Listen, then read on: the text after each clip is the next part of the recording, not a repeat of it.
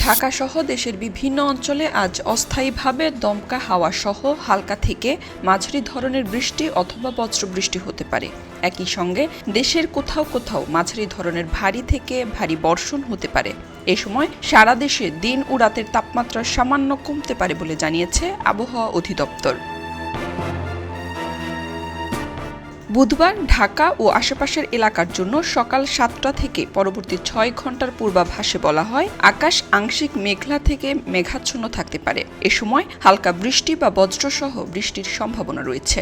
দক্ষিণ বা দক্ষিণ পূর্ব দিক থেকে ঘন্টায় 10 থেকে 15 কিলোমিটার বেগে বাতাস প্রবাহিত হতে পারে। দিনের তাপমাত্রা প্রায় অপরিবর্তিত থাকতে পারে। আবহাওয়া অধিদপ্তর জানায়, আজ সকাল 6টায় ঢাকায় তাপমাত্রা ছিল 28.0 ডিগ্রি সেলসিয়াস এবং বাতাসে আপেক্ষিক আর্দ্রতা ছিল 91%। গতকাল ঢাকার সর্বোচ্চ তাপমাত্রা ছিল 31.0 ডিগ্রি সেলসিয়াস। আজ সর্বনিম্ন তাপমাত্রা রেকর্ড করা হয়েছে 27.0 ডিগ্রি সেলসিয়াস। এছাড়া গত 24 ঘন্টায় ঢাকায় 3 মিলিমিটার বৃষ্টিপাত রেকর্ড করা হয়েছে। এদিকে আজ ভোর 5টা থেকে দুপুর 1টা পর্যন্ত দেশের অভ্যন্তরীণ নদীবন্দরগুলোর জন্য দেওয়া আবহাওয়ার পূর্বাভাসে জানানো হয়েছে, কোনো নদীবন্দরের জন্য সতর্কবার্তা নেই এবং কোনো ধরনের সতর্ক সংকেতও দেখাতে হবে না।